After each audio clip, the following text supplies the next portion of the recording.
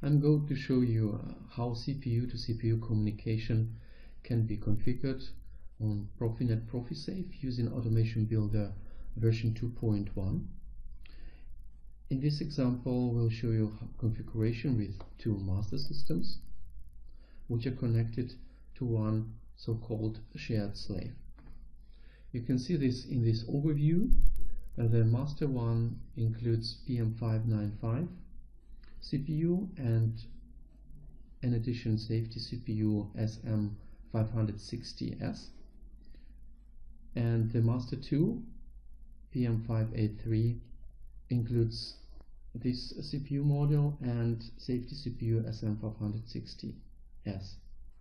These are both safety CPUs which we have already on our portfolio, but on the slave system, on the shared slave system, we will use new safety CPU, which is SM560S FD4, and new communication module Profinet IO device CM589 Pin IO4. It means when we mention in the name of these modules a number 4, they can handle up to 4 master communications simultaneously. In this example, for simplicity, we'll present only 2 connections, but in a similar way you can also extend them to up to 4 connections. In the next step, we are going to switch over to Automation Builder project. I've prepared 3 projects for 3 safety CPUs with all basic configuration which is needed. It means that typical steps which are needed to configure the standard CPU and also safety CPU are already done on master system, master system 1 and master system 2. And on shared slave, we are starting from the standard CPU and IO modules, and new communication module will have to be added and the new safety CPU have to be added. I will show you this and how to do this. So now we are changing to the Automation Builder. Here you can see an overview. We've included 3 different CPUs, and as I mentioned before, with the basic configuration we have master 1, which includes PM595. On the IO bus we have one DX581-S module, which has on board 8 safety inputs and 8 safety outputs. We will use safety outputs of this module. This is what you can see in the IO mapping list. I've added this variable s_master out byte DX581 as a byte, which allows us to set some values on the digital outputs and see that these values are changing. The values will come from the slave system in this example, and the other master system will pass by the predefined values to the slave so that it can further pass it by to the master 1.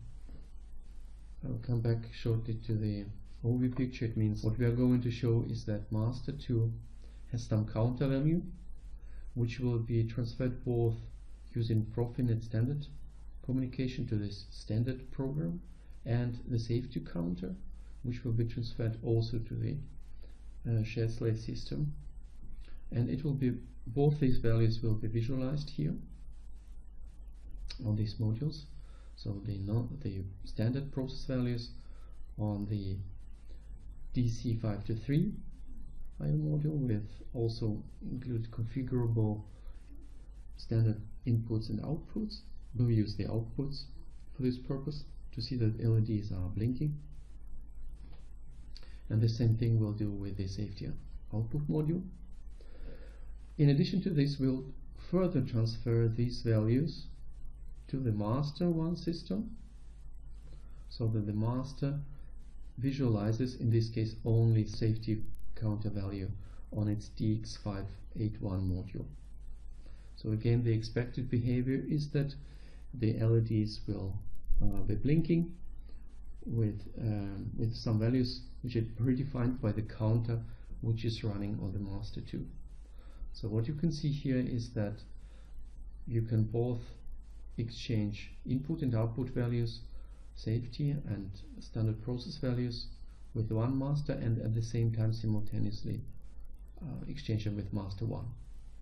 And as I mentioned in the beginning, we can extend this similar behavior with up to 4 master systems. The maximum number of bytes which can be exchanged by the shared slave is 1440 bytes, and out of this 1440 bytes, 384 bytes can be allocated for safety data. And these bytes can be split between 4 master systems. Now we're coming back to the Automation Builder project. As I mentioned before, so we have the second master system, which is master 2. It has no I/O modules, as you've seen, so it will be our predefined counter preset value, which will transfer further to shared slave, and then from shared slave to the master 1 for visualization.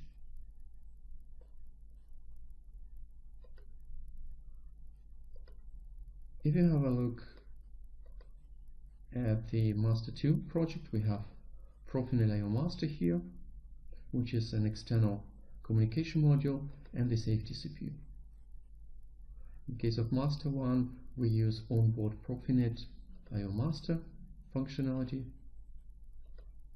which you can see here, and then have only safety CPU plugged in as an external module. The slot 2 is not occupied. The TA524 module can be used to cover this place. So now we start with the configuration of the slave. The slave at this point has only these 2 I/O modules. As I mentioned in the overview picture, we want to visualize the transferred process values from the master 2 system on the DC523, and also the safety relevant values on DX581S. Therefore, if we click on this module, go to the I/O mapping, you can see that for outputs, again, we reserved 1 byte for all 8 safety outputs on DX581S, and on DC523 we also reserved a byte to visualize the process values, and we call it byte visualize DC523. So the next step would be, as if you look at the extension bars, there are 2 empty slots which were specially reserved for our new safety CPU and a new Profinet I/O device communication module. We'll start with the safety CPU. If you click on slot 1 and select Add Objects, in Automation Builder version 2.1 you see that you have not only the SM560S safety CPU, but also the modules with FD1 and FD4. If you would need the communication to only one master system, you could select FD1, it would be enough. But since we have 2 master systems to which one we want to communicate simultaneously, then we have to select the FD1 version.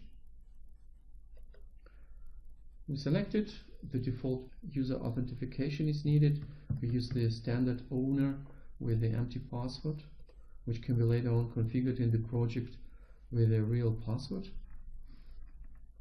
And the next step would be to add CM589 PIN-IO4 Profinet I/O device module.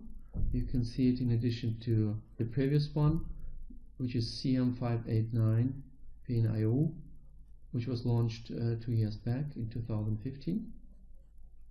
And now we have the version -4, Again, since we wanted to communicate as a slave to more than one master system, we have to select the version with -4.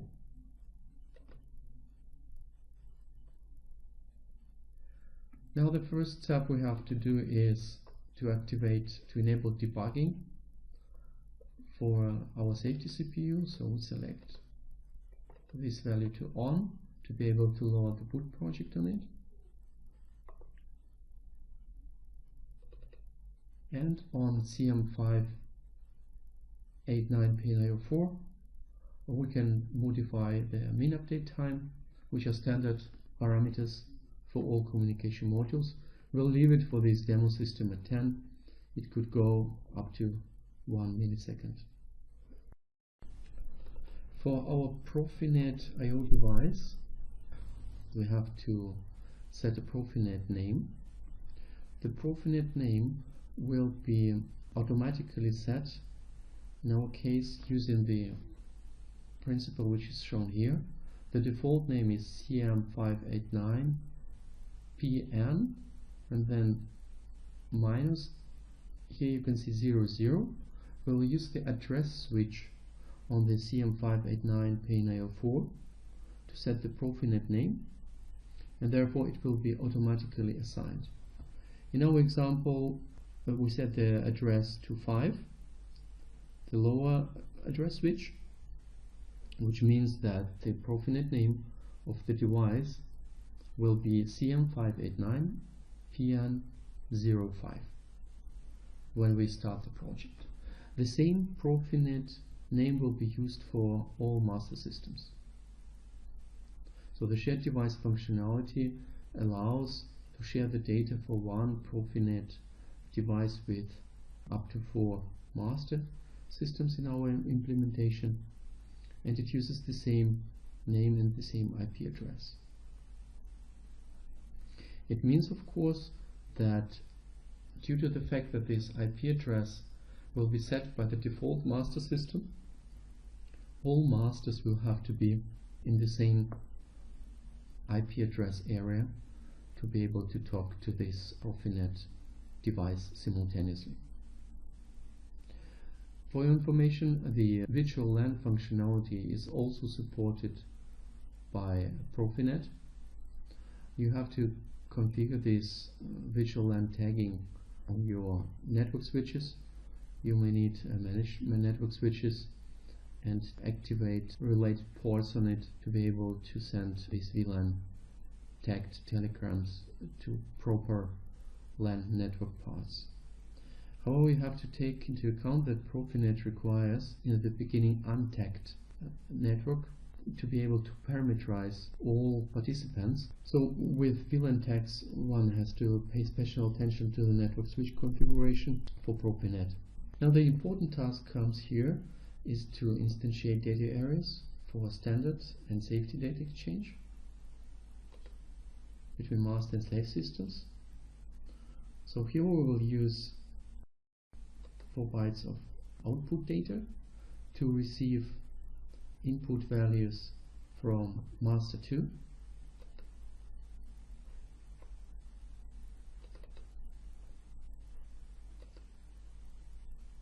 As you can see, these are inputs. So for slave system, these are input data. From the IC program part, these are input data, which are the output data for the master system. So the master sets this data as outputs for our shared slave, and then they are assigned as inputs inside the program. One of these bytes, let's call it, we can assign already here the name, which would be the byte from master 2. These are the data which we are going to show on our DC523 module. And then, to transfer this value further to master 1 system, we will add 4 bytes of input data, which is the output. The output to the master system. Means we'll assign here the name byte to master 1, so that the master 1 also receives these data which is passed by from master 2 to the slave system. I will save here the project. The same thing we'll have to do with the safety data. As for safety data, we have here two options. One is 12 bytes in out data, which is the standard ProfiSafe telegram with a short frame, and then there is another data type which was developed for all the Siemens safety CPUs, S7300 family. The newest 1500 family support also 12 bytes in output. As you can see, the Profinet ProfiSafe communication and the slave functionality can work not only with our AC500, AC500S master systems, but also with third-party ones from Siemens or Phoenix Contact. Again, we'll instantiate 2 times 12 bytes of safety data. One is for master 2 and the second one is for master 1.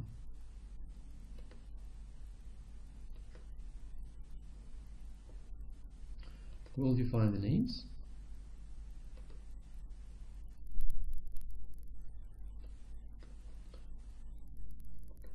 First we'll need the name for the input byte. This is the data which we are going to visualize on safety outputs of DX581S module. Let's call it S byte from master 2, and then we have to send some data to master 1 system, and here we will have to use the outputs because the data goes out from our safety CPU, and here we say S byte to master 1. Now we are complete with the configuration of the shared device system. What we have is allocated the data areas for data exchange. The first one and the third one, standard and safety, will be used for master 2, and the second one and the fourth one will be used to communicate the data with master 1. Now we can create check configuration, create safety configuration data,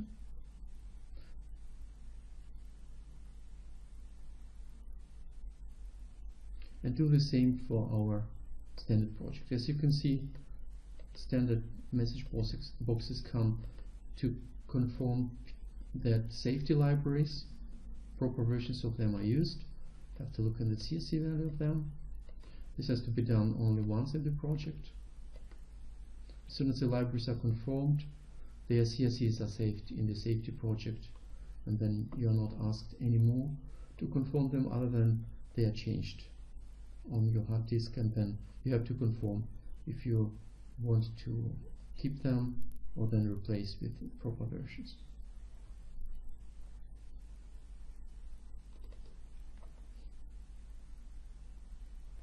So now we have our safety project. I will import here for simplicity the watchdog configuration file, which is the startup procedure to configure the watchdog cycle time supervision on the safety CPU to 10 milliseconds, and then call this as a function block, as a program subprogram from the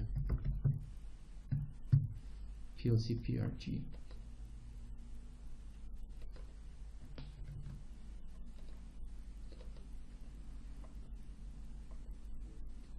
Now what we have to do is, first we'll have a look which kind of variables we have in the safety program.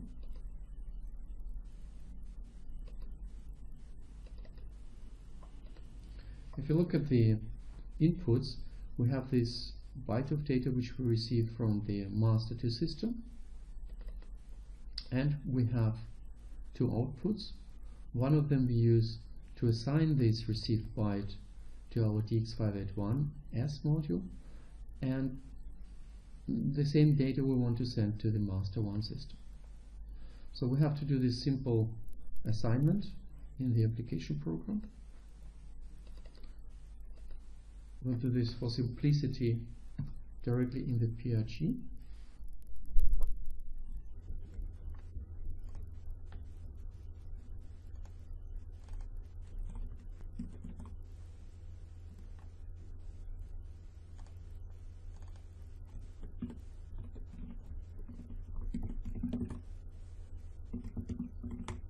Assign received value to master1, and the same will do to visualize them on the DX module.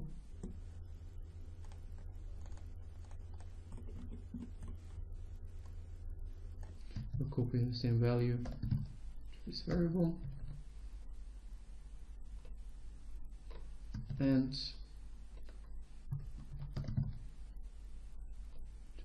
DX as outputs. So now we are done on the shared safety program part. The same thing we want to do on the standard process part. Do the clean all, rebuild on for the project. And then later on we'll download this to the CPU. At this time we'll switch over to the standard project. The configuration has to be updated.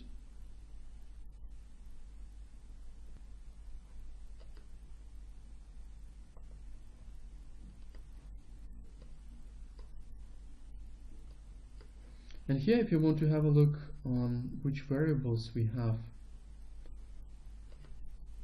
you can see that PNIO4 device is included here, and all four modules are present. Here are the variables which we defined for safety, and these are variables which we defined for standard data, non-safety data. So our task now is to assign this byte which we receive from master2 to the outputs on DC523 non-safety module.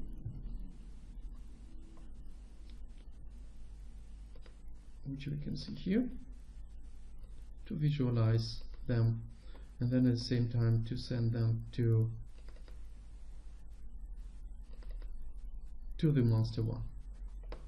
So we'll go to the PLC PRG and again do these two assignments.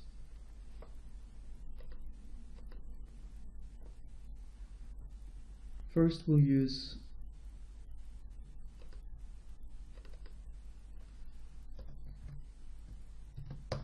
the byte which we are going to send to master2.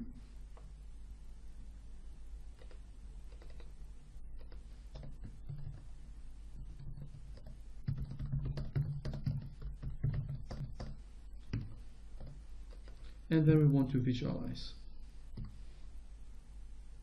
For this purpose we use the byte visualize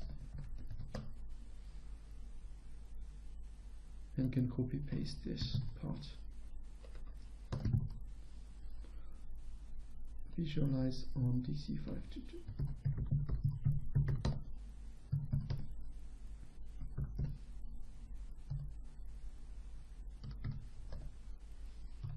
So we are done here as well. Have to clean all, rebuild on, and now we can download this project on our CPUs. So now we connect to the PM5A3, download the new program, and then create a new boot project.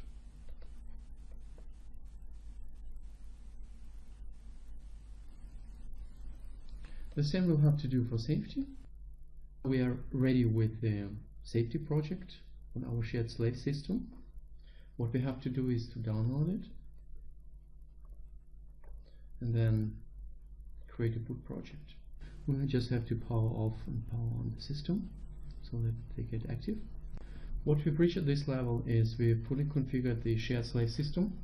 It has 4 communication modules which we instantiated.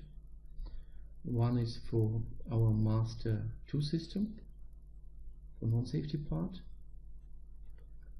Then the second one is for our master system 1, which will receive this byte further to visualize it. And then we have 2 safety communication modules. One is from master 2, again some predefined counter value, which we want to visualize on our DX581S module on the shared slave. And then the second one is to transfer this value further to the master 1 system, again to visualize it using LEDs on safety digital outputs. The Profinet name was defined using address switch, and the F parameters for the safety modules will be downloaded by each master system when we define which of them is responsible for which module. For your information, the ProfiSafe addresses which we are going to set at this level, I selected used the address switch on SM560S FD4, and I set the low value to A, which means that the addresses for ProfiSafe instances start from 1000 and go up to 1031, because 32 instances is the maximum supported by the system.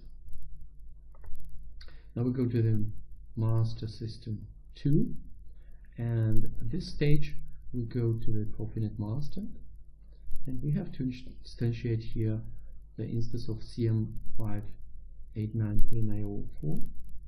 This is what we can see here. We add this object, and now we have to create the same data which we created on the shared slave system.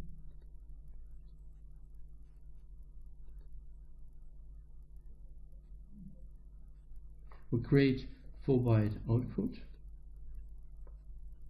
and then 4-byte input,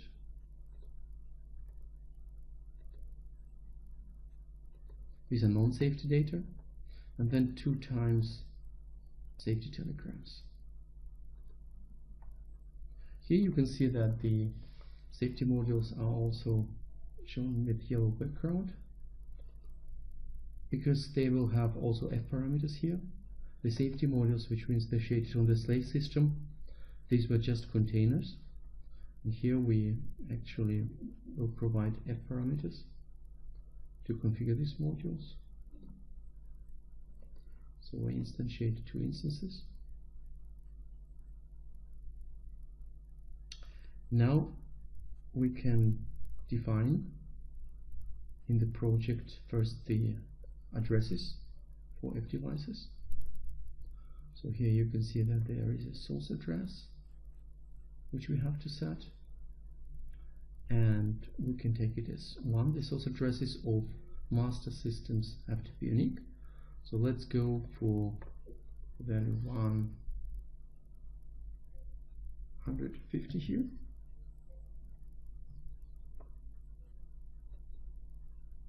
And then define a destination address based on the value which I selected on the address which we have to start with 1000. The watchdog time we keep it as it is with 100 milliseconds. The rest of the parameters can be kept without changes.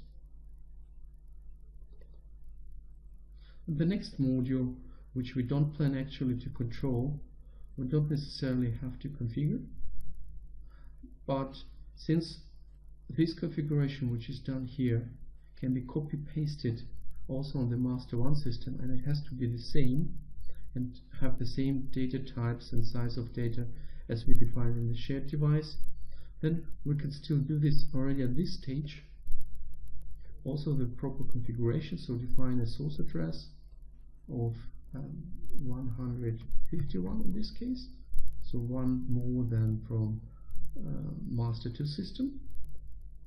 And then the next address, destination address we have to take is 1001. It's 1000 plus 1 basically, and if you instantiate further modules, then you add again plus 1 up to 32 instances you can instantiate overall for all masters. So we end up with a 1001 here.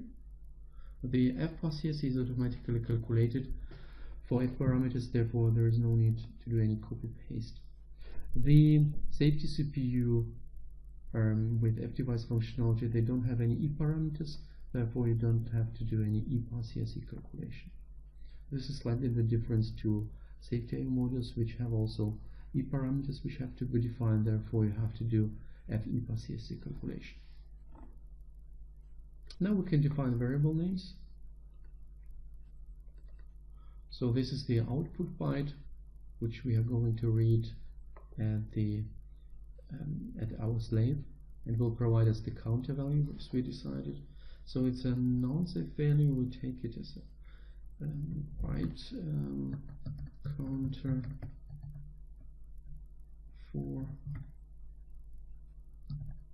slave. And then this value we actually don't want to use again on this master system, but we can still define the input variable. It will be used on the master 1 system, because whatever we configure here we'll just copy paste it to the master 1 system. Therefore we'll define already here the byte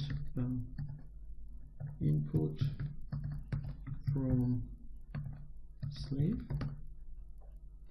and this is the value which we'll read on the master 1 system and can visualize also if we have some standard IO module, and for safety we'll do a similar thing. We go here for safety modules. Here first we want to write the value, so we take the output byte 0 and say s byte for slave. This value will be written, and the next one is the value which we are going to read, the master 1 system, so it's s underscore byte input from slave. So therefore we can show here in parallel that both safety and standard data can be simultaneously transferred between master systems, and in fact it's in both directions. Here we just simplify it and use one direction from master 2 to slave and from slave to master 1, but you can simultaneously read and write data. Now we will copy first all configured modules from master 2 projects in master 1, because they have to be present there as well, independently if we want to use them or not. So you can see we just copy pasted them, and now we can check that they're present, right? Now we can decide which of them will use which. So we'll start with master 1, and we said that this output byte we're not going to use in the program, so we disconnect the module. And the same is true for the first safety module, so we disconnect it again. Now the same thing we have to do, but slightly different on the other side. Here we won't use the output, so we keep it, and input we disconnect, and then we disconnect the second safety module because it's actually used on the master 1 system. And now there is one important step which have to be done to complete the master configuration. We have to define the Profinet name. As you remember, on the slave side we used the address switch with the value 5, So we have to enter here 5. We'll save it. And the same we have to do on the CM589 pin IO4 in another project on master 2. You would have to do similar things also if you would use third-party master systems like Siemens. And now you have to define the primary shared device controller here. This value you can select at this stage. You have this select box, checkbox, which you can use. It is important that only one of master systems, it could be up to 4, in our case we have 2, have this deselected. All others have to select this. So what we'll do, we'll select it here. It means that on the other master system this parameter can be deselected, which is okay. It means that this device have to put the primary configuration for shared device to the Profinet IO device with shared device support, which is shown in this shared device project. Now there could be a question, what happens if this primary master is not available? No problem. The Profinet IO device has default configuration, which is okay to start the communication also with the masters which are available, even if the primary master, which was deselected, is not there. You will also get some diagnostic message at this level, which will inform you that the primary master was not used to configure this module, but it doesn't necessarily jeopardize the availability of the application.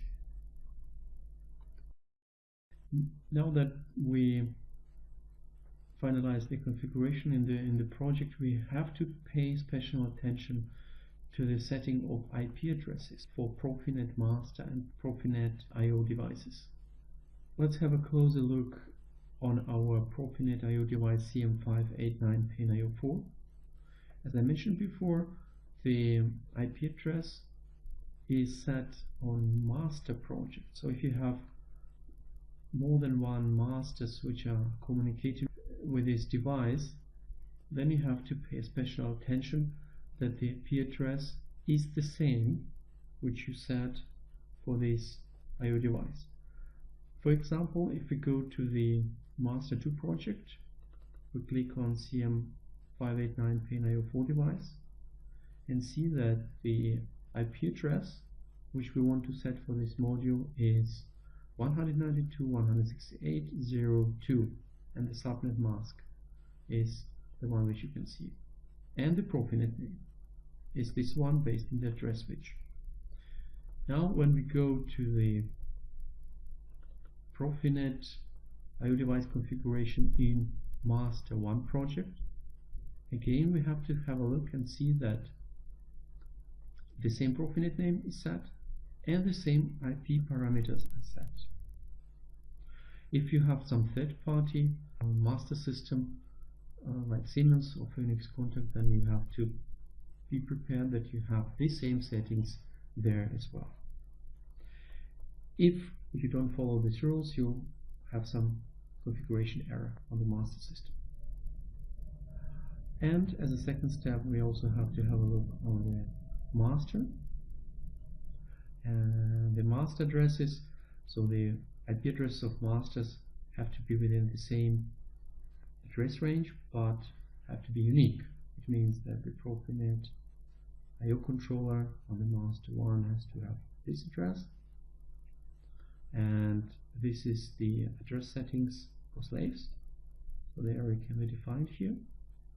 And at the same time, the other master, it has to start from the other area, and the IP address settings for slaves can have the same range on both master systems, but their own IP addresses have to be unique.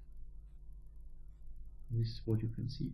Here we have the last value is 200, and on the other master system we have it set to 1, which is exactly as we expect. So now the project is also properly configured for IP settings. So now we are done with the configuration. The only thing left is to create valid boot projects, non-safety, safety on two master systems, and assign variables respectively to the I/O modules, non-safety or safety I/O modules, to visualize the status of the counter. So we'll start from the master 2 because it is the source for the counter. What we'll do, we'll open up the non-safety project.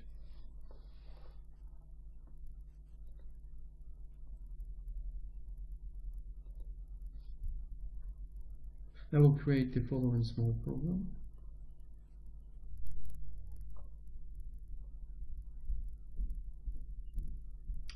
We will use the 4-byte output and simply do the counting operation with it. Count it by 1.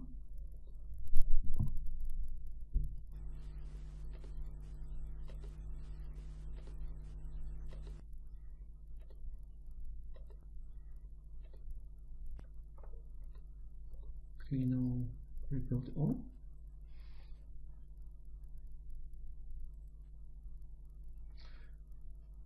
In master 2 we don't have any I/O modules, so we only transfer this value from the safety program. What we'll do, we'll log into the CPU, download this new project, and create a boot project.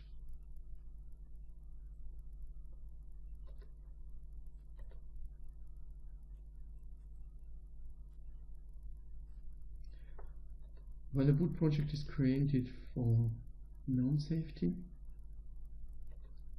we can do the same for safety part. So we'll start a safety project.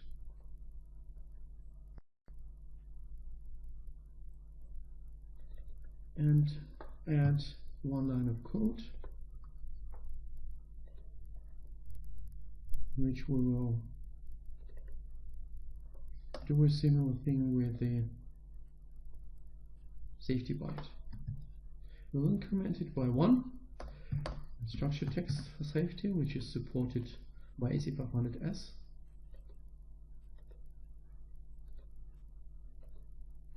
You can do a similar thing, of course, in functional block diagrams. And then download this.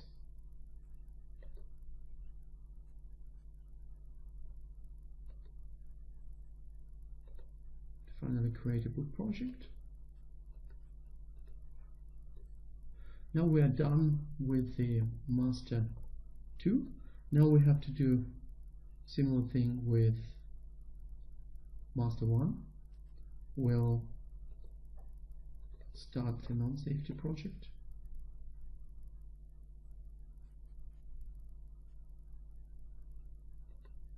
Update it.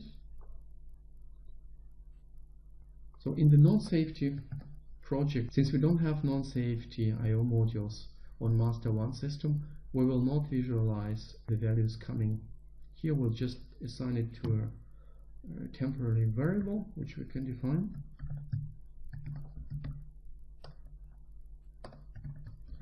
Assign it to byte, and then use it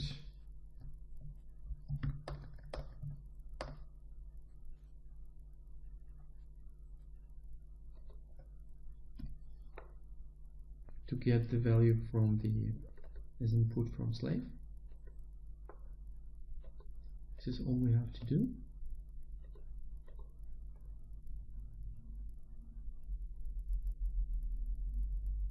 We have a valid project which will have to be again downloaded to the standard CPU. The boot project will have to be created, and then we are done with the non-safety part. Now we go to the safety project. Take a safety CPU on master 1 system.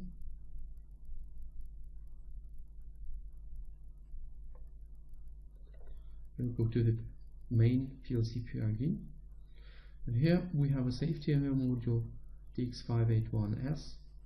So we'll use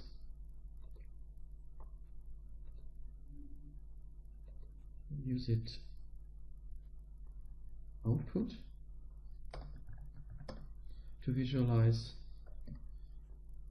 using safety output channels and LEDs what we receive from the slave system.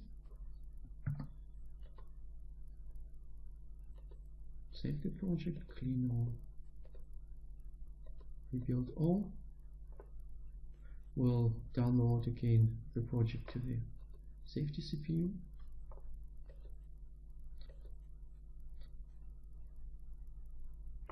And then create again the boot project.